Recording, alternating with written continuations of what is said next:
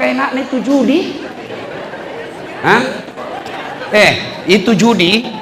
Menang penasaran, kalah penasaran, menang ketagihan. Nah bilang sama istrinya, tenang kode, kalau saya menang ini ku belikan ku emas.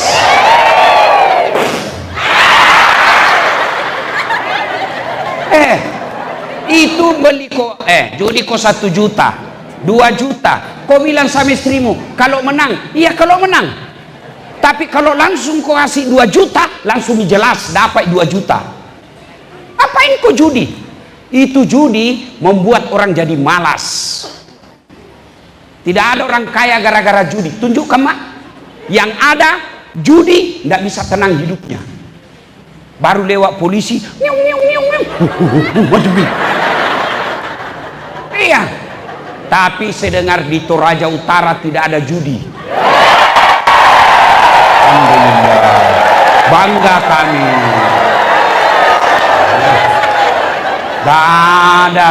Siapa bilang di Toraja Utara banyak judi? Tidak ada. Itu dulu. Sekarang dibawa kepemimpinan Kapolres baru, jangan kau coba-coba. Karena ini judi, kalau polisinya tegas, lewat kok. Tapi kalau anda bilang gampang, tapi saya dengar Pak Kapolres ini tegas soal judi. Pak, kalau Bapak tidak bisa kasih makmur masyarakat Tanah Toraja dengan kasih uang, kasih penegakan hukum yang tegas. Itu baru hebat.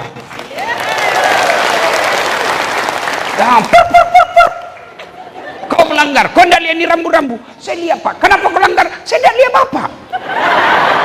Kenapa kau tidak lihat saya? Bapak sembunyi di tikungan. Mana surat-suratmu? Saya tilang kamu. Kenapa Bapak tilang? Kau pembohong. Maksudnya apa? Itu motormu Honda, jaketmu Yamaha.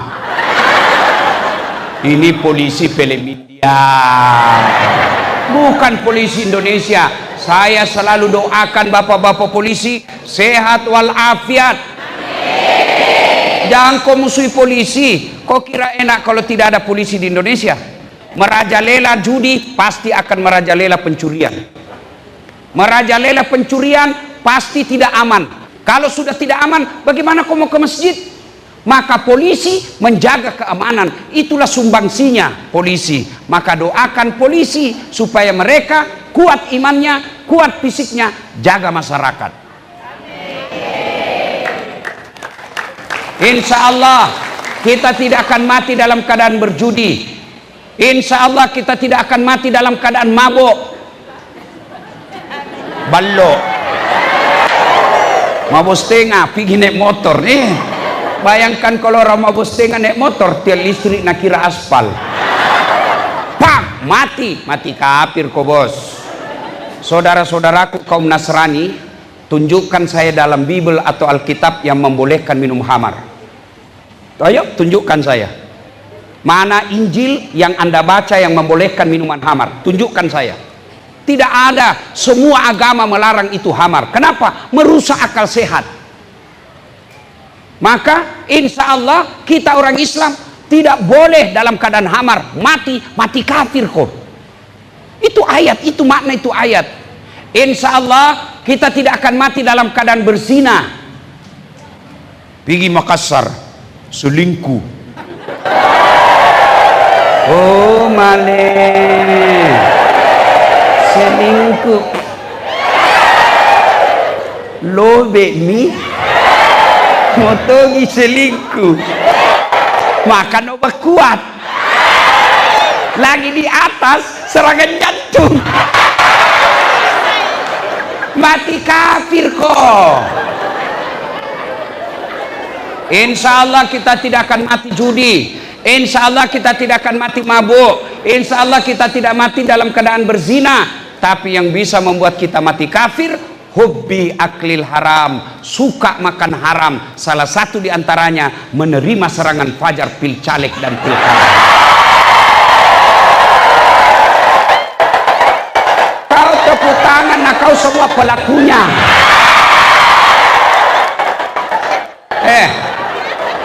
Kau larang larang bupati korupsi, kau larang pejabat korupsi, tapi kau minta uangnya. Dari mana berdapat uang? Tapi kau minta. Kalau selesai ke pilkada tim sukses, Pak. Itu semua rusak. Ini pilkada kali ini, pilcaleg kali ini, pilkada yang paling jorok dan paling banyak sogok menyogok. Bagaimana orang mau jadi anggota DPR yang baik? Kau minta uang piro? Bos, dengarku ini ya, dengarku ini. Kalau orang korupsi 70 juta, 70 miliar, 100 miliar masuk neraka, seimbang ji bos. Di dunia nikmati 100 miliar. Mobilnya bagus, rumahnya mewah, makannya enak, keluar negeri keluyuran. Tapi kalau 300 ribu, jangan kau ketawa, kau semua ini pelakunya. Nah biar majelis taklim juga masogok. 300 ribu kau disogok, kau pilih orang. Sekarang betul-betul pilkada ini hilang akal sehat dan kekeluargaan. Saudaranya tidak mau pilih gara-gara apa? Sudah bertahun-tahun bertetangga, bersahabat, pilkada, pilcaleg temannya tidak masuk, kasihan calon, tidak nak kasih uang, tidak nak pilih temannya yang sudah bertahun-tahun bersahabat. Siapa nak pilih? Yang kasih 300 ribu. Jangan kau ketawa, saya serius ini. Bu, dengar ini bu ya, bapak yang dengar ini. Kalau kau terima itu uang serangan fajar pilkada, pilcaleg, itu artinya kau tutup masa depan anakmu yang jujur, yang cerdas, yang pintar jadi anggota DPR, jadi bupati. Kenapa? Karena hanya orang kaya yang bisa jadi anggota DPR.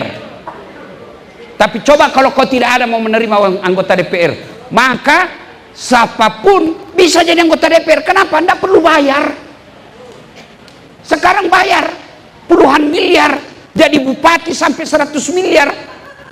Bupati 100 miliar, 200 miliar berujung diperiksa dan penjara KPK.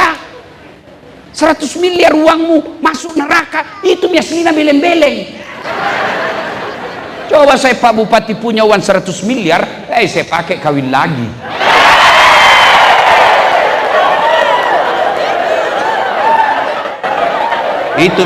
Itu Tommy kelebihannya kami ustadz dari pendeta. Pendeta saat istrina, ustadz sampah.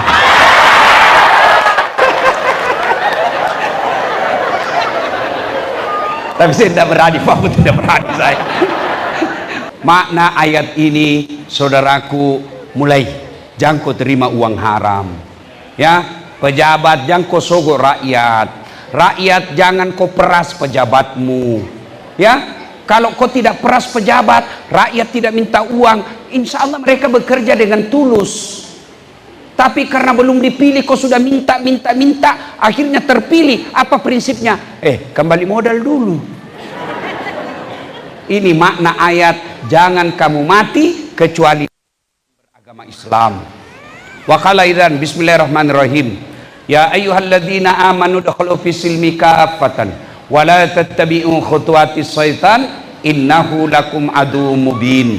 Wahai orang-orang yang beriman, masuklah engkau ke dalam Islam secara sempurna. Bukan Islam pencitraan, bukan Islam politik, bukan Islam pilkada, bukan Islam pilcaleg.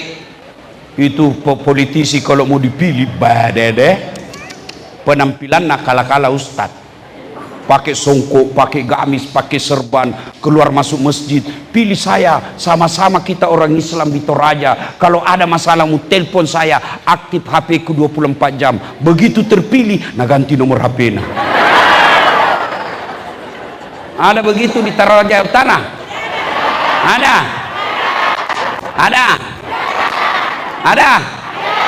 Tidak ada. Pak, jujur ini. Saya ini selalu calamat tabligh akbar. Memang beda sebelum pilcaleg dan setelah pilcaleg. Kalau sebelum pilcaleg, calon anggota DPR biar diundang datang, tidak diundang datang tongi duduk depan. Sekali terpilih, tidak ada lagi. Tapi di Toraja Utara tahu ini semua hadir ya Pak. Iya Pak. Kemarin malam saya ceramah di ulang tahun kabupaten, salah satu kabupaten Kalimantan Selatan. Dari 35 anggota DPR-nya, satu yang hadir. 35, satu saja yang hadir. Padahal ulang tahun kabupaten di Toraja Tawa, Toraja Utara. Halal bihalal, anggota DPR-nya hampir lengkap. Ini makna halal bihalal, Masya Allah. Mudah-mudahan Bapak Ibu yang hadir ini terpilih lagi 5 tahun yang akan datang. Wa qala dan bismillahirrahmanirrahim. Innallaha wa malaikatahu yusalluna 'alan nabi. Ya ayyuhalladzina amanu sallu alaihi wa sallimu taslima. Sesungguhnya Allah dan para malaikatnya berselawat kepada Rasulullah Muhammad sallallahu alaihi wasallam, maka wahai orang-orang yang beriman, berselawatlah kalian kepada Rasulullah dengan sebaik-baik salawat. Sadaqallahul adzim, maha benar Allah dengan segala firman-Nya. Bapak Ibu saudara-saudara sekalian, teristimewa yang kita hormati Bapak Bupati dan Wakil Bupati Tanah Toraja Utara, kemudian yang kita hormati para ulama, Bapak Forkopimda, Pak Dandim, Pak Kapolres, Pak Sekda, Ketua Pengadilan Agama, dan terkhusus tamu spesial kita, Om John Palinggi. Masya Allah. Aku juga sama istrinya beliau, jangan banyak bicara, biar banyak warna. Nah ibu bapak saudara-saudara sekalian, waktu ringkas. Suatu kali Nabi tanya, Om John, Nabi tanya ini sama sahabat, atadruna anil muflis. Saudara-saudara sekalian, kau tahu nggak siapa yang bangkrut nanti di akhirat? Tahu jaki semua bangkrut ibu toh? Tahu bangkrut toh? Sosoi. Toh? Sahabat bilang, yang tidak sholat ya Rasul. Oh, dia sholat. Bahkan sholat sunnahnya baik. Yang tidak puasa Ramadan ya Rasul. Oh, dia puasa Ramadan. Senin Kamis juga dia kelaksanakan. Oh, yang tidak bayar zakat ya Rasul. Dia bayar zakat. Harta dan fitrahnya dia keluarkan zakatnya. Yang tidak haji ya Rasul. Dia haji. Bahkan selalu pergi umroh. Wih, sahabat bertanya, kalau begitu siapa yang berbangkrut ya Rasul? Nabi menjawab, jarusu wahatiur rahim. Tetangga yang jahat sama tetangganya dan yang memutuskan tali persaudaraan. Sahabat heran, ya Rasul, bagaimana dia bisa bangkrut? Dia sholat, dia puasa, dia zakat, dia haji, kok bisa bangkrut? Nah bagus ini amalnya. Kata Nabi, hablum minallahnya memang baik, hubungannya kepada Allah memang bagus, tapi sayang hubungannya kepada manusia jelek. Akhirnya nanti di akhirat habis amalnya untuk membayar dosanya kepada manusia. Nabi lalu melanjutkan lagi, ketika dia setor solatnya, ya Allah ini solatku 30 tahun tidak pernah lepas. Datang tetangganya, tunggu dulu, saya pernah satu kantor itu di Toraja Utara. Nah fitnah kak, kasihan, katanya mobilku hasil korupsi. Akhirnya saya tadi kepala dinas dinonjokkan menjadi staf ahli. Ahli yang tidak ada stafnya. Tadi saya kepala dinas, karena fitnahnya saya korupsi, saya menjadi staf ahli. Tidak ada kerjaku kecuali pergi ngopi pagi-pagi. Gara-gara fitnahnya ini. Lalu Allah berfirman, kalau begitu ambil sholatnya itu yang 30 tahun. Sudah berapa habis amalnya bu? Sholatnya sudah habis tuh 30 tahun. Datang lagi tetangganya, tunggu dulu, saya juga pernah itu tetangga, sama-sama kak macale.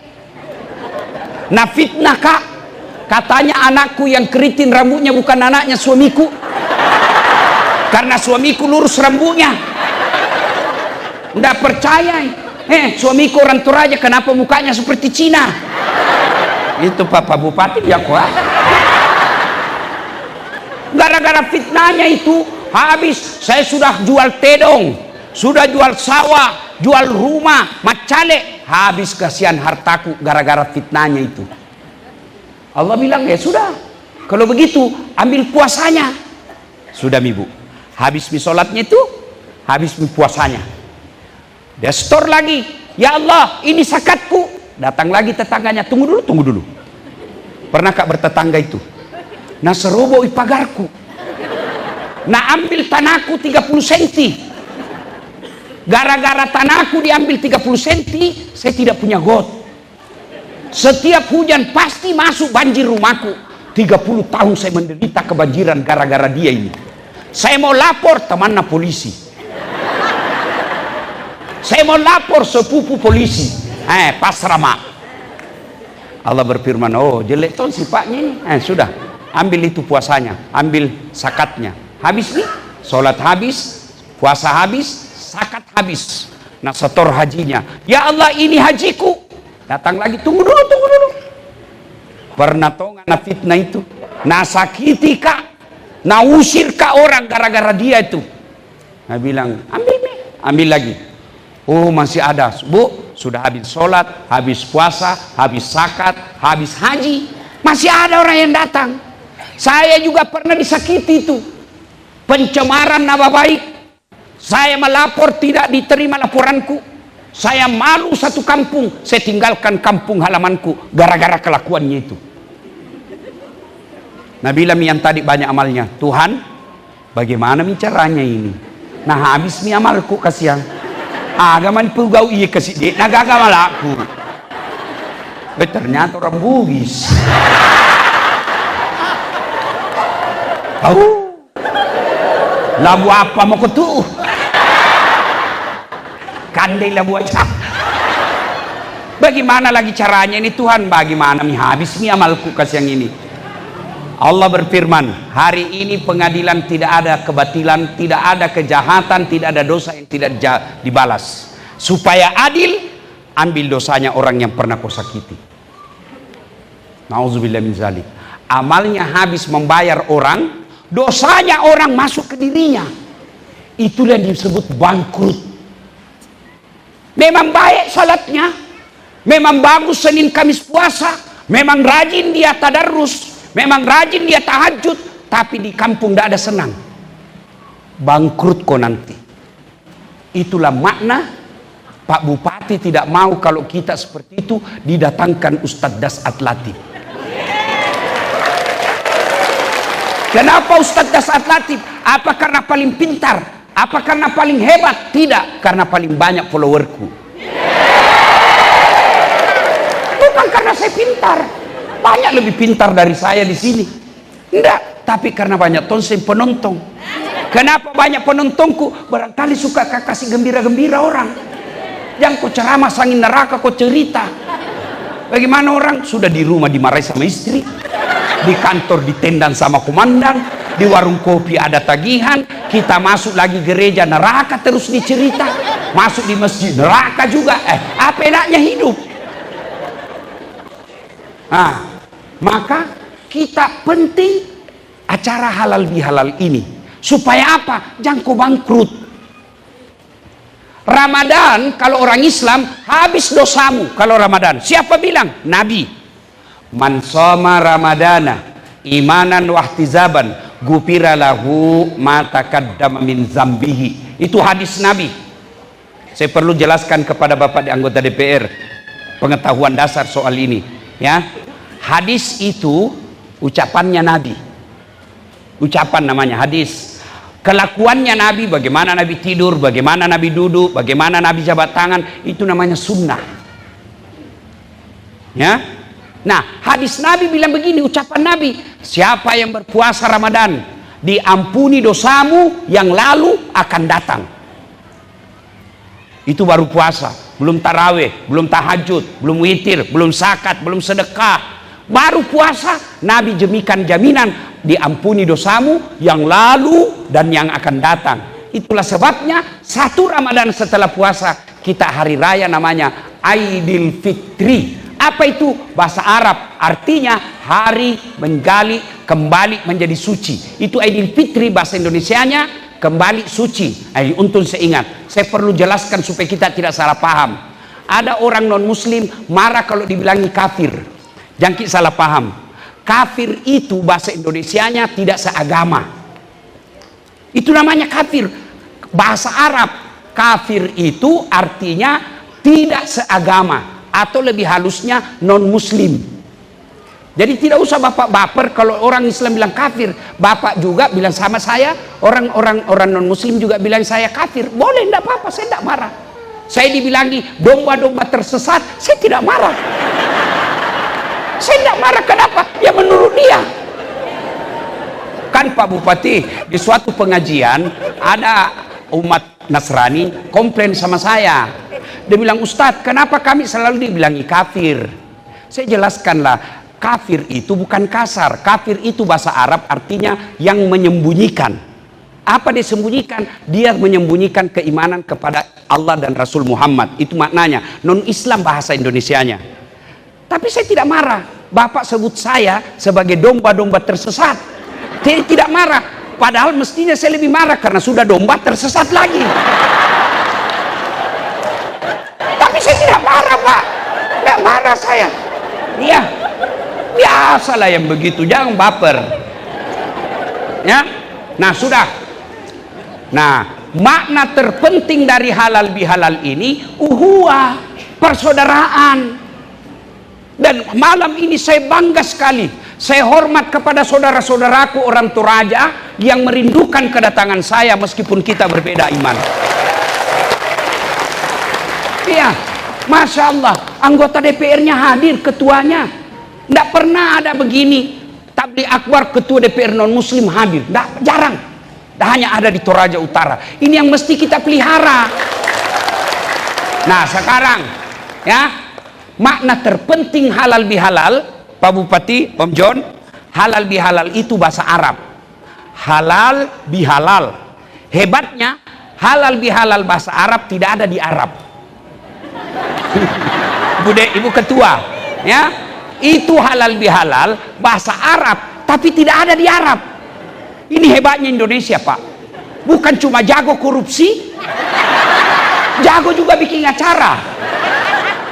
Halal bihalal bahasa Arab yang artinya menghalalkan yang tadinya tidak halal.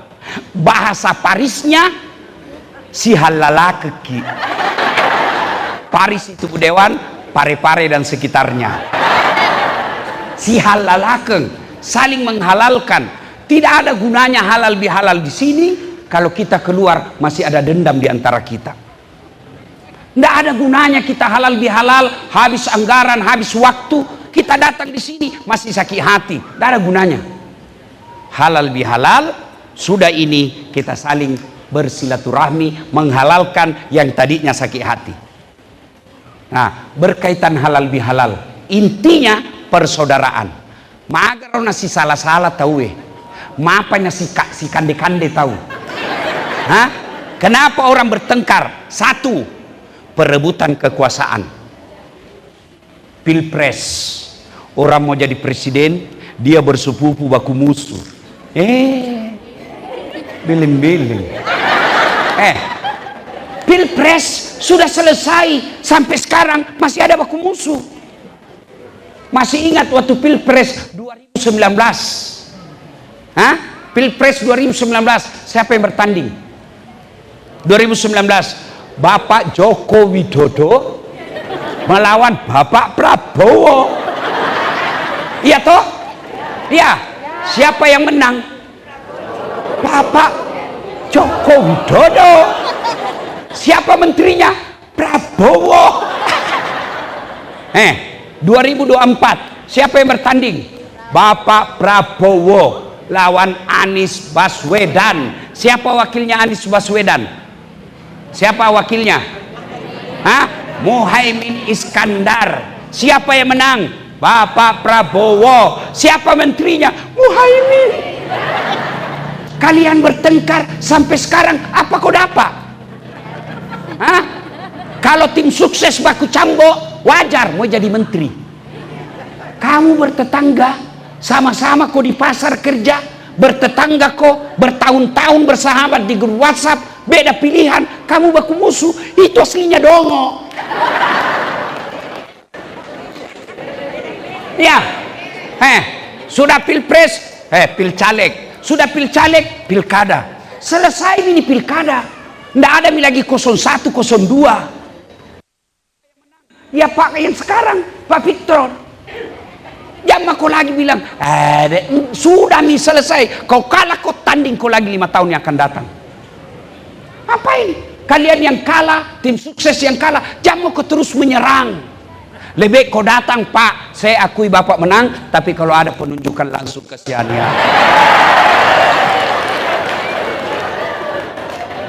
Iya begitu. Perebutan kekuasaan. Apalagi yang biasa bertengkar orang antara bupati dan wakil bupati. Ini berdua baik, tapi tim sukses yang datang mau panas-panasi, datang ke Pak Wakil Bupati, Pak, masa itu tim suksesnya Bupati dapat semua proyek, kita tidak dapat pakai ini Pak, padahal sama-sama kita bekerja. Ini tim sukses begini ini Pak, jangan kasih masuk kantor, merusak. Akhirnya kasihan Bupati dan Wakil Bupati yang tadinya akur mulai musuhan. Siapa yang rugi? Masyarakat. Namanya wakil, ya wakil. Mau cepat jadi bupati, selesai itu baru kau tanding. Ya, Bapak tadi bilang gaspol. Kasihan itu, kasihan. Ada bupati, wakil bupati, baru 6 bulan dilantik baku musuh. Kecewa pendukung. Siapa yang rugi? Siapa yang kasihan? ASN. Dia tidak mau tahu, mau loyal kemana. Masuk ke ruangan bupati, mari wakil. Masuk ke wakil, mari bupati. Masuk ke sekda, marah juga, bingung. Maka sebaiknya boleh berbeda pilihan, jangan bertengkar. Kekuasaan penyebab orang putus persaudaraan. Kekuasaan ini ada batasnya, paling lama 5 tahun. Yang kedua, penyebab putusnya persaudaraan setelah perebutan kekuasaan, apalagi sombong, kesombongan. Apa itu sombong? Pak John Palinggi, Pak Bupati pakai baju mahal, sombong? Belum tentu, memang pengusaha. Beliau pakai krokodil, cap buaya. Kalau saya tidak salah mereknya, onjongnya cap buaya kan, krokodil namanya. Itu katanya Ibu, kalau asli kepalanya menghadap ke dalam, kalau palsu menghadap keluar. Itu buaya darat katanya. Lihat, Pak Bupati, Pak Wakil, Pak Kapolres, Pak Om John, anggota DPR, pakai baju mahal, ya wajar, ada uangnya. Sombong? Belum tentu. Ibu-ibu yang ada emas, pakai itu emas, namanya perhiasan. Kalau perlu lipat di sini. Namanya perhiasan, harus dilihat, bukan perhiasan kalau di kantong. Sombong? Belum tentu. Kapan dia sombong? Meremehkan orang yang tidak punya. Itu sepatu mahal, sombong? Belum tentu, rezekinya orang. Jangan kau cemburu.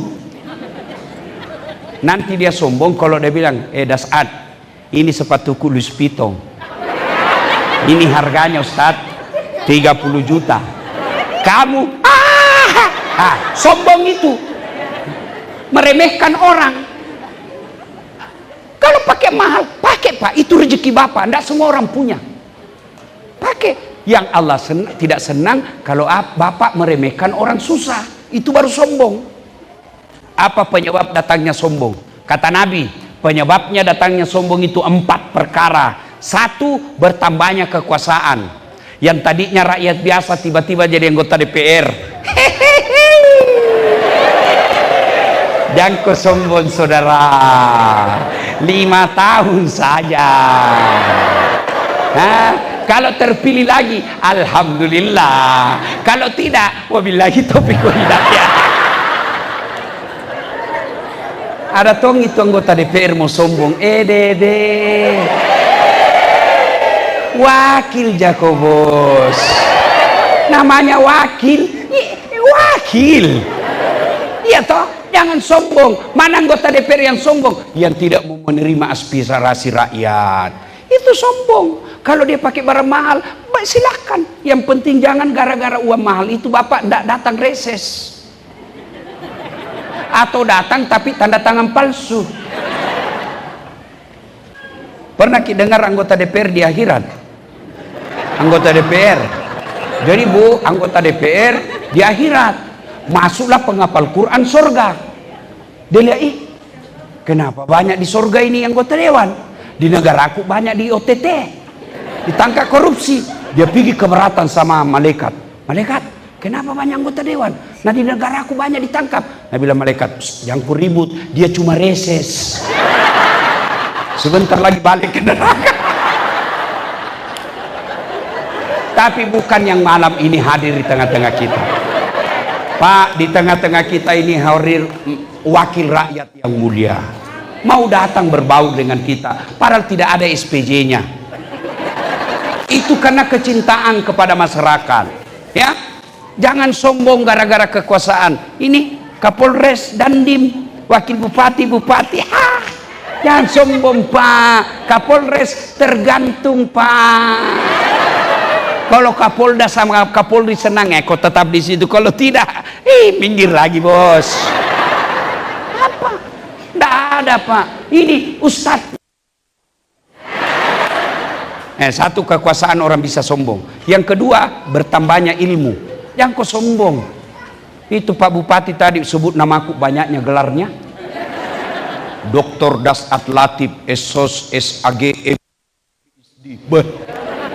Jangan kau sombong gara-gara ilmu. Allah marah, nak kasih pikun kau. Sampai sekarang belum ada obatnya pikun. Ada orang banyak sekali gelarnya. Begitu mau pensiun diprotes sama istrinya. Pak, biasanya kalau kau mau pergi mengajar kau cium jidatku. Ini sudah hampir 2 minggu tidak pernah kau cium saya. Dalam hati suaminya, astagfirullah.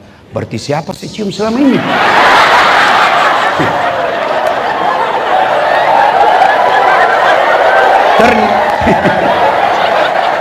Ternyata pembantunya dia. Apa kau mau sombong? Ada ustadz sombong, ada ustadz sombong, banyak. Mana yang tidak mau menerima perbedaan pendapat? Ada itu ustadz seolah-olah dia panitia hari kiamat. Masuk neraka, kau punya neraka. Ceramahnya mulai salam pertama sampai terakhir neraka terus dicerita. Kau dibanting, dilipat, ditusuk pantatmu. Ada juga begitu. Ini bid'ah. Masukku saya toh, kalau berbeda pendapat kau, silakan lakukan apa yang kamu percaya. Jangan kau hina orang yang tidak sepercaya dengan kamu. Jangan kau hina Tuhan-Tuhan orang. Jangan kau hina cara beribadahnya orang. Masing-masing punya. Kalau kau hina Tuhannya orang, kau hina cara beribadahnya orang, dia akan membalas. Akhirnya kita saling baku hina. Apa yang mau dicapai? Dalam dakwah Islam saja itu, sholat aja sudah kita ditunjukkan banyak berbeda. Maka kalau ada ustadz tidak mau menerima perbedaan, pasti itu ustadz jarang baca buku. Coba makin. Saya kasih lihat kau contoh, Pak Bupati. Itu orang kalau sholat selesai takbir, macam-macam meletakkan tangannya. Allahu Akbar. Begini pertama. Itu ada dalilnya? Ada. Allahu Akbar. Ada begini. Antara dada dengan pusat. Yang ketiga, Allahu Akbar. Di atas pusat. Allahu Akbar. Di bawah pusat. Porno lagi nih bu ini. Bukan di bawah sekali. Yang kelima, Allahu Akbar. Lurus. Itu ada semua dalilnya. Mau kau begini silahkan. Allah tidak lihat kau mau bagaimana. Mau begini silahkan, sah. Mau begini silahkan. Mau begini silahkan. Mau begini juga silahkan, sah. Yang mana tidak sah Ustaz? Kalau kau pakai semua. Allahu Akbar.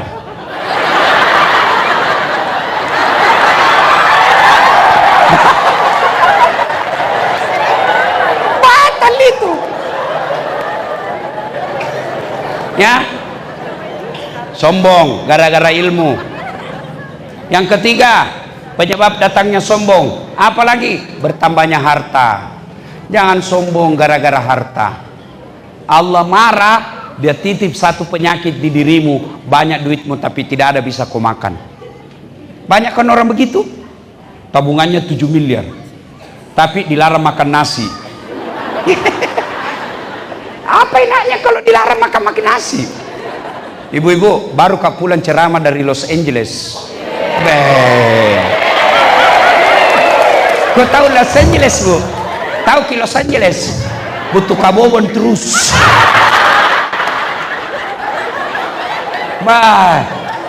Di Los Angeles dikasih roti terus makan. Saya bilang sama panitianya, bos, carikan saya nasi.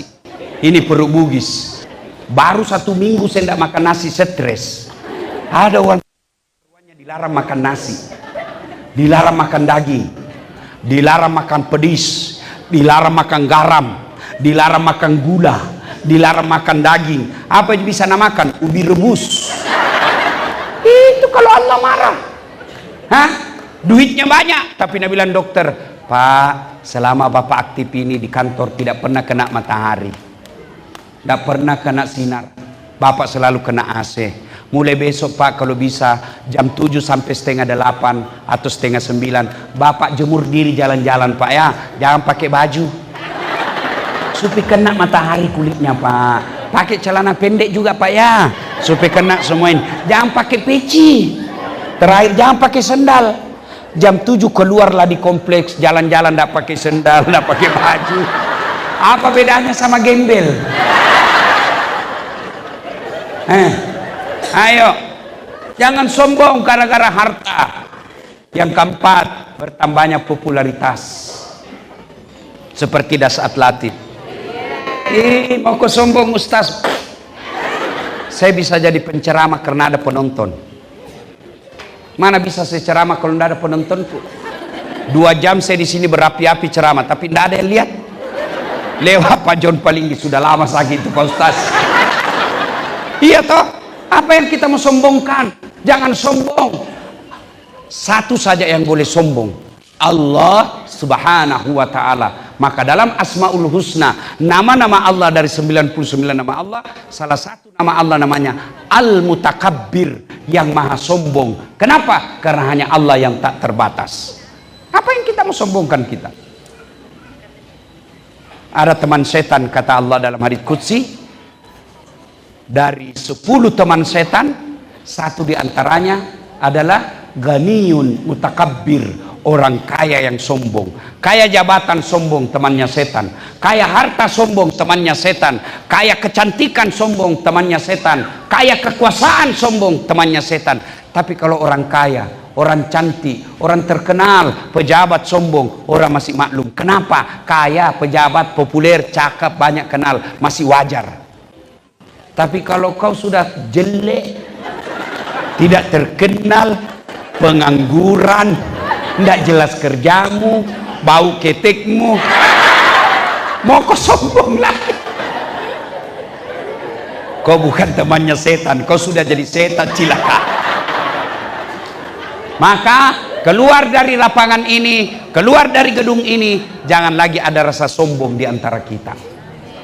Kalau sombong kita remehkan orang, barangkali dia tidak lawan, lambat laun dia akan jaga jarak sehingga tidak pernah ketemu, maka pada saat tidak mau ketemu lagi, putus persaudaraan.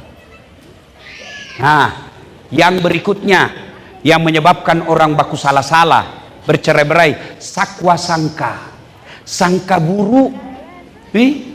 Kenapa itu? Dulu waktu macale, nasapannya mamo, selalu ki nasapa. Sekarang ketemu ki ndak nasapa maki. Jangan salah, barusan dioperasi matanya. Sangka baik. Orang di jalan tiba-tiba buru-buru, nah air di jano, nah kena baju tak. Sangka baik. Oh, buru-buru, kasihan, ditelepon istrinya suruh cepat pulang. Karena itu mama itu ras terkuat di bumi. Paling menjengkelkan itu kalau nak suruh cepat pulang suaminya, baru ketawa.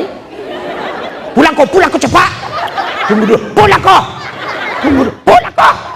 Sudah nak tutup telepon baru begini. Kurang ajar. Ibu-ibu pasti pernah begitu toh. Kok kira nak jadi laki-laki? Lain kali dibahas ini. Dah ya. Bapak, saudara-saudara sekalian, ketemu bupati tidak nasapa ki, mungkin terlalu stres. Kenapa? Anggaran dipotong, efisiensi. Jangankan dalam dalam satu kabupaten, kantor, satu rumah saja kalau sakwa sangka dalam rumah tidak bahagia orang. Istri buruk sangka terus sama suaminya, tidak mungkin kau bisa bahagia. Baru pulang suaminya, Kenapa ada bau cewek ini? Penjual parfum. Sangka buruk terus. Kalau kau sangka buruk, pasti tidak bisa kau bahagia. Coba kalau kau sangka baik. Telepon suamimu pagi-pagi tidak diangkat. Oh, lagi sholat duha. Telepon siang tidak ada jawab. Oh, lagi sholat duhur di masjid. Telepon jam 2 tidak ada jawab. Berarti nak lupa HP-nya ini. Telepon lagi jam 3. Nak lupa betul HP-nya. Masuk WhatsApp temanmu. Kuliah suamimu bonceng cewek cantik sekali. Oh, berarti mak goje ini suamiku. Itu tenang perasaan. Jangan sangka buruk. Bu, ini ada cerita, wallahu alam benar atau tidak. Cerita gini. Ada orang suami istri 5 tahun nih kasihan bersuami, tidak punya anak. Di tahun ke-6 dia pergi ke ahli kandungan, periksa. Nah bilang dokter, oh alhamdulillah ibu sudah terlambat 2 bulan. Baik, senang suami istrinya. Nah telepon suaminya, Pak, alhamdulillah saya sudah terlambat 2 bulan. Kata suaminya, alhamdulillah, tapi tolong jangan cerita bu ya, malu kita kalau ndak jadi lagi. Iya Pak, rahasia bersama. Iya, jangan cerita-cerita ya. Iya, rahasia bersama. Beberapa hari kemudian datang petugas PLN di rumahnya nih bu. Assalamualaikum, kata ibu. Waalaikumsalam. Siapa ya? PLN. Kenapa Pak? Ibu terlambat 2 bulan. Oh, langsung sakwa sangka curiga sama suaminya. Kenapa bisa dia tahu ini? Pasti ini lagi si genduk. Langsung tidak ada sebut namanya. Genduk langsung sebut. Pasti inilah genduk lagi cerita. Datang suaminya capek cari nafkah. Baru buka. Kata suaminya, Assalamualaikum sayang. Apa sayang-sayang? Memang kau pembohong. Apalah? Kenapa itu PLN tahu saya terlambat 2 bulan? Pasti kau kasih bocor. Bukan saya, demi Allah. Bukan kau kan pembohong. Suaminya jengkel juga. Dia datang ke PLN. Ada apa kau tahu istriku terlambat 2 bulan? Dia bilang, ini Pak, ada catatannya. Ada apa kau catat-catat? Hapus itu. Dia bilang, boleh dihapus tapi Bapak bayar dulu. Kalau saya tidak mau bayar, ya terpaksa punyanya Bapak diputus. Kalau punya aku diputus, apa nak pakai istriku di rumah? Nah bilang, ya terpaksa pakai lilin.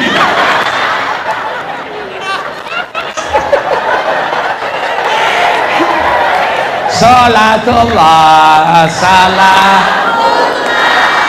ala toha rasulillah. Salatullah salamullah ala yasin.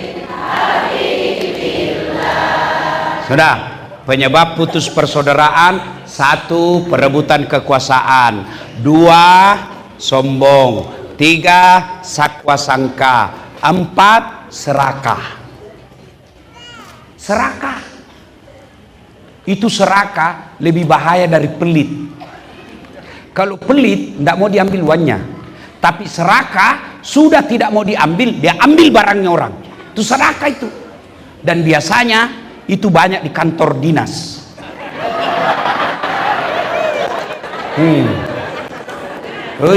Hati-hati Pak.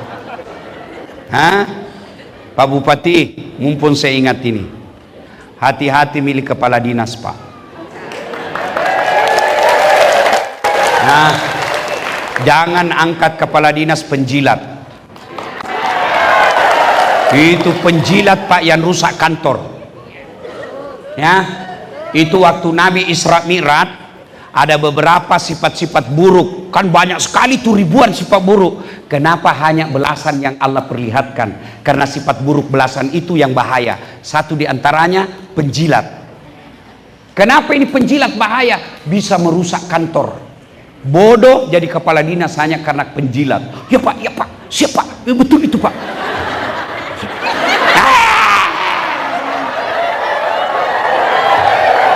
Jangan mau. Bapak juga ASN, jangan terlalu hancurkan harga dirimu untuk jabatan. Kamu doktor, kamu sekolah, menjadi sekolah tentang pemerintahan. Di depan anak dan istrimu seolah kau tidak punya lagi harga diri. Pak, Ada anakmu kasihan, bagaimana perasaannya itu anakmu lihat bapaknya seperti tidak punya harga diri. Kamu tampil berdiri tegak di depan anakmu supaya anakmu bangga punya bapak. Ini menjilat. Orang Bugis, ini mani puang iya. Sudah, jangan pilih mereka Pak. Bapak kalau mau sukses memimpin, pilih pegawai yang betul-betul kompeten. Ya. Kalian juga kalau tidak sudah diuji kau tidak lulus, jangan kau sangka buruk, berarti bukan di situ tempatmu yang baik. Saya sering alami bersangka buruk kepada Tuhan tidak ada baiknya. Sangka buruk kepada hidup ini pasti membuat hidupmu gelisah. Oh begini, saya pernah ikutkan daftar tentara waktu saya tamat SMA, mau tahu nggak jadi akabri, nggak lulus gara-gara ceper. Temanku lulus, sekarang dia tugas di Polda Sulbar, pangkatnya saya lihat baru satu kompol, satu bunga. Saya tidak lulus jadi tentara, saya lulus jadi ustadz, jadi pakai baret merah. Temanku pakai baret merah reserse, saya pakai baret putih. Tapi alhamdulillah dengan baret putih yang saya pakai, mulai baret hitam sampai baret merah, ku caramai kau semua. Ku caramai dua-duanya. Sangka baik. Saudaraku, kalau kau sudah dites tidak lulus, jangan kau sangka buruk, berarti bukan di situ tempatmu yang bagus. Saya gagal lagi, masuk lagi fakultas kedokteran, tes tidak lulus lagi. Temanku lulus. Ya Allah, kenapa kau tidak luluskan saya jadi dokter? Kau tidak rugi jadi Tuhan kalau saya jadi dokter? Saya tahu jawabannya. Apa jawabannya? Saya pergi kuliah karena saya lulus di Sospol. Tabrakan jalan perintis kemerdekaan, berceceran darah. Saya turun tolong dia yang tabrakan, saya yang pingsan. Ternyata saya tidak bisa lihat darah. Seolah-olah Allah bilang, Das'at, bagaimana kau mau jadi dokter? Kau tidak bisa lihat darah. Lebih kau jadi ustadz. Kau ustadz mengobati jiwanya orang, bukan fisiknya. Jangan kau pernah sangka buruk. Ya, temanku yang jadi dokter mau pulang lebaran, telepon, pulang ke lebaran. Tidak, kenapa? Mahal tiket. Dalam hatiku, untung saya jadi ustadz, tidak pernah pikir tiket. Siapa yang belikan tiket? Pak Bupati. Kalau Bapak sangka baik, jangan cari pejabat Pak yang pandai menjilat. Pandai menjilat itu bisa membawa Bapak masuk neraka dan bisa masuk berakhir pada penjara.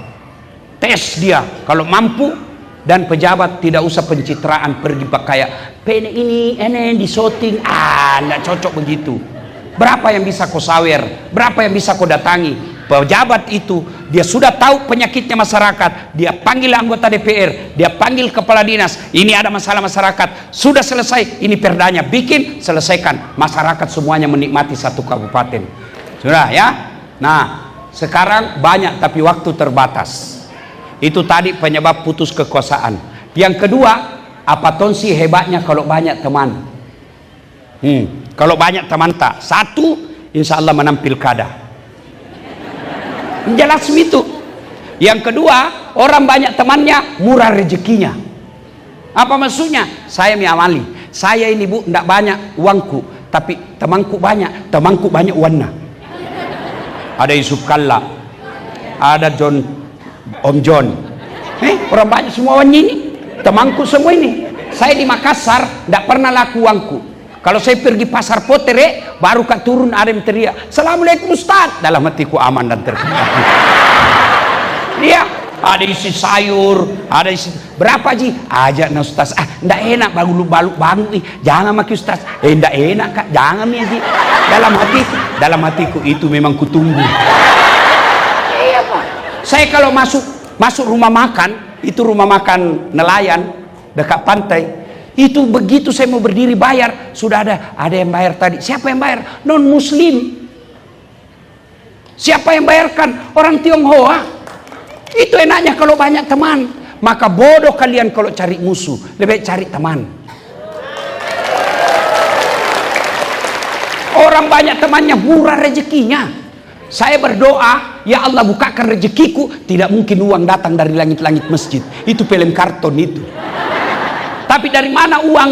dari tangan-tangan manusia. Maknanya makin banyak temanmu, makin banyak uang yang datang melalui tangannya. Yang kedua, yang ketiga, orang yang banyak temannya, insya Allah panjang umurnya. Apakah panjang umur 150 tahun? Tidak. Panjang umur adalah meskipun sudah meninggal, orang masih kenang kebaikannya. Sebelum saya lupa, Pak Bupati, anggota dewan yang saya muliakan, tidak semua Allah kasih kekuasaan, Pak. Pak Bupati, tidak semua, Pak. Kalau orang kaya jadi pejabat, kaya semua orang jadi pejabat, tapi buktinya banyak orang banyak uangnya tidak bisa jadi pejabat. Kalau gara-gara pintar orang jadi pejabat, jadi pintar semua orang jadi pejabat, tapi buktinya banyak orang pintar tidak pejabat, orang belen-belen jadi bupati. Banyak begitu kan? Siapa yang bisa kasih itu jabatan? Tuhan yang Maha Kuasa. Maka manfaatkan Pak Bupati, Pak Wakil Bupati, anggota DPR, manfaatkan untuk berbuat baik kepada masyarakat. Rugi Bapak kalau tidak berbuat baik. Bapak Bupati, Bapak Kapolres, Pak Dandim jauh lebih gampang masuk surga daripada ulama. Kok bisa? Saya ceramah, ayo adik-adik sekalian, jangan judi. Apa anak muda marah, nak kasih kempes bawa mobilku. Iya toh? Tapi coba kalau Kapolres, tidak boleh ada judi di sini, berhenti orang judi, Pak. Kenapa? Punya kekuasaan. Saya teriak, jangan minum hamar, jangan mabok-mabok. Malah mabok di depanku. Tapi Bupati bikin perda, peraturan minuman khamar, hilang itu hamar, Pak. Itulah keliru kalau orang punya kuasa tidak digunakan masuk surga. Dan Bapak insya Allah kalau seorang Bupati jauh lebih cepat masuk surga daripada ulama. Kok bisa? Nanti kalau Nabi bilang malaikat, ulama Toraja Utara masuk surga, masih antri itu banyak. Ulama NU, ulama Muhammadiyah, kok banyak? Ulama kecamatan banyak, masih ratusan orang antri. Tapi kalau malaikat bilang Bupati Tanah Toraja Utara masuk surga, Bapak santai sendiri. Tidak ada teman Bapak, sendiri Bapak. Maka keliru Bapak-bapak anggota dewan, para Forkopimda kalau tidak menggunakan kesempatan berbuat baik untuk rakyat. Bikin sedekah. Sedekah itu memanjangkan silaturahmi. Apa sedekahnya Bapak? Itu kerja yang bagus. Itulah sedekahnya. Panjang umurnya. Maksudnya apa? Meskipun kekuasaan anggota DPR 5 tahun, tapi Bapak bikin perda yang baik. Selama perda itu diamalkan, itu umurnya Bapak masih dikenang meskipun sudah dalam kubur.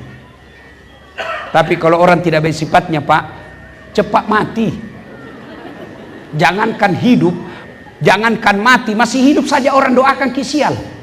Lewat mobil tanah doakan kita tabrakan lalu, tabrakan.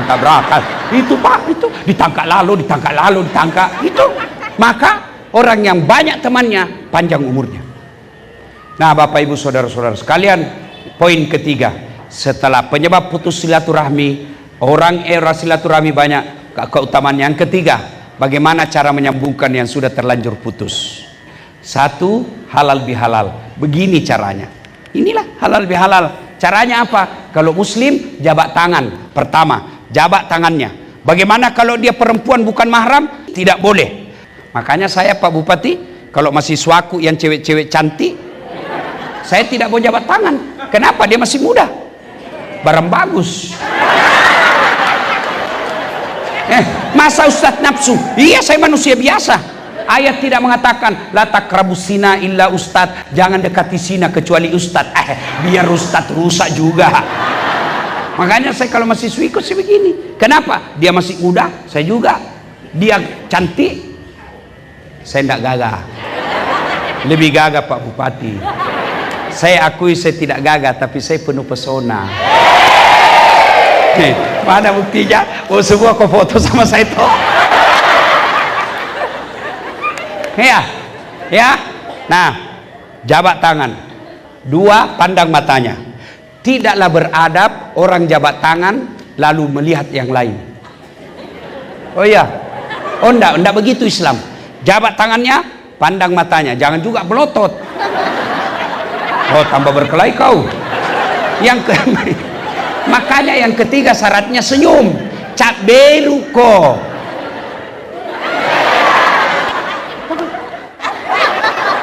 Apalagi menerima telepon, tidak boleh itu begitu, tidak adab namanya, bukan Islam itu begitu. Jabat tangan, pandang mata, senyum, 4 salawat. Allahumma sholli ala sayyidina Muhammad wa ala sayyidina Muhammad. Yang kelima ini agak berat. Sebut judulnya dosa. Jadi bapak-bapak kalau minta maaf sama istri, sebut judulnya. Jadi bu, kalau suamimu minta maaf suruh sebutin. Nah bilang Ustaz Dasad, sebut judulnya apa? Nah bilang suaminya, marah kok nanti. Ndak apa? Sebut kok apa? Ndak marah kok ndak? Berjanji kok ndak marah? Iya, ndak marah aja. Maafkan saya bu, kenapa? Waktu ku dinas di Manado, ada perempuan mirip sekali ku. Saya hilap ibu. Nah bilang istrinya, saya maafkan kok, karena kau waktu pergi juga saya hilap di belakang. Nah, sebut judulnya. Ya, ini yang keenam agak berat. Kalau berkaitan dengan barang, syaratnya kembalikan barangnya orang. Saudaraku ASN, kalau ada yang pernah ngambil barang-barang kantor, kalau Anda mau bertobat, kasih kembali besok. Saya serius ya, saya serius. Biasanya itu kalau ada rumah dinas ditinggal kepala dinasnya, hilang semua gorden, piring juga hilang, AC juga hilang. Kalau bapak mau bertobat, semua barang-barang negara kasih kembali. Saya, kenapa dek? Pernah dulu ada hilang laptop? Iya, enggak tahu siapa ambil, kurang ajar. Dia bilang, maafkan saya pak, saya ngambil. Kata Pak Bupati, saya maafkan kau, kasih kembali itu laptop. Bapak-bapak yang pernah ngambil barangnya orang, kasih kembali. Kalau kau tidak kasih kembali, ajal menjemput. Di akhirat bagi kita orang Islam ada 6 rukun Islam. 1 diantaranya percaya kepada hari akhir. Dan hari akhir disebut hari pembalasan, di mana ditimbang semua amal. Kalau bapak tidak kembalikan sebelum meninggal, maka semua barang yang pernah bapak ambil disuruh pikul. Motor. Itu saya bayangkan itu yang pejabat korupsi mobil. Disuruh pikul itu mobil. Hah? Misalnya punya korupsi kursi, meja, kan ada itu ditulis inventaris kantor pemerintah Toraja Utara. Ada di rumahnya. Kasih kembali besok. Begitu enggak, bapak meninggal disuruh pikul lewat security Satpol PP. Bapak balik ambil, saya dipecat. Jadi hati-hati pak, jangan kasih kembali. Itu makna halal bihalal, kembalikan barang-barang negara. Kalau bapak tidak kembalikan, tidak ada gunanya berhalal bihalal malam ini. Bapak ibu saudara-saudara, pada akhirnya halal bihalal pelaksanaan dari ayat wa'tasimu bihablillahi jami'a wala tafarraku. Berpegang teguhlah engkau kepada tali persaudaraan agama Allah dan janganlah engkau bercerai-berai. Dan Nabi menjelaskan dalam hadisnya, umatku itu seperti badan ini. Coba lihat badan ini, tangan kanan gatal tanpa disuruh kiri yang garuk, tangan kiri yang gatal tanpa diundang kanan yang garuk. Gatal dua-duanya kerjasama. Anak muda jalan-jalan malam, tahan tuh kakinya, tuk, kaki tahan tuh, semua tubuh merasakan. Pertama yang merasakan mulut, padimpa, iya toh, padahal kaki itu tahan tuh, mulut merasakan. Yang kedua, mata mencari. Yang ketiga, mulut meniup. Yang keempat, tangan mengusap. Itulah persaudaraan. Kaki bermasalah, semua ikut merasakan. Tidak ada orang tahan tuh kakinya, jalan kok cepat, ikut jalan. Iya, begitu mestinya kita di Toraja Utara. Satu sakit, yang lain ikut merasakan. Ada yang ganggu bupati kita masyarakat ikut bangga. Ada yang usik polisi kita masyarakat yang lindungi polisi. Kalau ada masyarakat yang disakiti, kita sebagai polisi tampil membela masyarakat. Itu disebut persaudaraan. Ada orang miskin, Pak John Palinggi bantu mereka. Ada janda-janda, selamatkan mereka. Ya kan? Selamatkan. Ada kasihan yang susah dapat kerja, orang-orang kaya buka lapangan kerja. Tidak ada orang bisa berjaya tanpa persaudaraan. Itulah makna dari ukhuwah Islamiyah, ukhuwah wataniyah, persaudaraan antar seagama, antar umat manusia, dan antar umat agama dengan pemerintah. Kalau ini kita lakukan, maka insya Allah janji Allah, walau anna ahlal qura amanu wattaqau lafatahna alaihim barakatim minas sama'i wal ar. Apabila penduduk di tanah Toraja ini, Toraja Utara ini akur, damai, tentram, maka Allah akan turunkan keberkahan dari langit dan Allah munculkan keberkahan dari dalam tanah. Luar biasa, Pak. Bapak Ibu orang Islam datang ke Saudi. Di Saudi itu gunungnya tidak ada kayunya, semua batu hitam, tidak ada. Kita alhamdulillah gunung tak selewat dari tadi, dari bandara masuk, masya Allah hijau. Sampai saya bilang sama Pak Bupati, luar biasa kampung kita ini. Saya yakin di sini pasti sehat-sehat jantungnya, sehat-sehat paru-parunya. Kenapa? Hijau. Dan matanya juga sehat, karena hadis mengajarkan itu. Kalau mau sehat matamu sering-sering yang melihat yang hijau. Salah paham lagi Pak Ontor. Itu masya Allah, alam kita bagus. Cuma kadang-kala kalau alam bagus, masyarakat jadi pemalas. Saya tahu Pak, saya sejak kecil bersahabat dengan saudara saya orang Toraja. Orang Toraja itu pekerja keras. Kalau dia keluar, kalau dia merantau ke Kalimantan, ke Malaysia, itu di Sabah Pak, ada namanya tawau. Itu yang mengurusi perkebunan sayur-sayur, orang Toraja yang jago Pak. Orang bilang di sini kawasan orang Toraja yang berkuasa. Kalau dia merantau, sayangnya kalau di kampungnya dia kadang-kala malas. Karena malas dia jadi penjudi. Judi online. Judi online. Akhirnya yang menikmati apa? Orang sidrap, pasobis. Ya, maka adik-adik sekalian, tanamkan jiwa Toraja. Orang Toraja itu petarung, dan kalau dia keluar dari kampungnya, dia pantang menjadi biang kerok. Dia pasti akur dan mau bekerja sama. Terbukti di sini, meskipun orang Islam sedikit, tapi tidak pernah kita dengar ada orang Islam teraniaya di Toraja Utara. Saya lewat tadi, masjidnya besar. Saya lihat masjidnya, saya masuk ke dalam masjid, malah ada menaranya yang sangat tinggi, yang saya tinggal di hotel kedengaran suara azannya dan tidak dilarang untuk azan. Ini yang perlu kita pelihara terus, dan tidak mungkin maju ini kampung kalau kita selalu berbeda dan mengangkat-angkat perbedaan dan menjadikan perbedaan itu musuh. Jadikan perbedaan itu sebagai kekuatan, seperti badan ini. Kenapa bisa kita enak di sini? Karena kita berbeda-beda. Kenapa kita bisa hadir di sini? Karena jenis kelamin saja kita beda. Mana bisa? Coba, kenapa kita makan enak? Karena gigi kita beda-beda. Coba kalau semua gigi seri. Coba ya. Itu kenapa enak? Kenapa enak makan? Karena beda-beda gigi. Coba kalau semua gigi geraham, bagaimana makan sayur? Itu enak ini. Bagaimana seandainya ini semua tangan jari kelingking? Maka orang yang tidak mau menerima perbedaan sesungguhnya tidak mau menerima takdir Allah. Sunnatullah kita berbeda. Maka yang baik bukan memperbesar perbedaan, tapi menggunakan perbedaan itu sebagai kekuatan untuk maju bersama. Makna dari halal bihalal. Terima kasih. Ini saja tausiah kita. Mudah-mudahan ada manfaat. Ingin rasanya berlama-lama, tapi waktu jualah yang membatasi kita. Terima kasih Pak Bupati, dengan gigi dan kerja keras untuk mendatangkan saya. Berkali-kali beliau hubungi saya, tapi waktu yang tidak tepat. Akhirnya hari inilah yang tepat. Terima kasih atas kehadiran Bapak Ibu anggota Dewan yang terhormat, Forkopimda, tokoh-tokoh masyarakat, terutama Bapak-Bapak pendeta. Terima kasih atas kehadiran Bapak Ibu. Mudah-mudahan ada manfaat. Lebih dan kurangnya mohon dimaafkan. Usikum wa nafsi bitaqwallah, fastabiqul khairat. Assalamualaikum warahmatullahi wabarakatuh.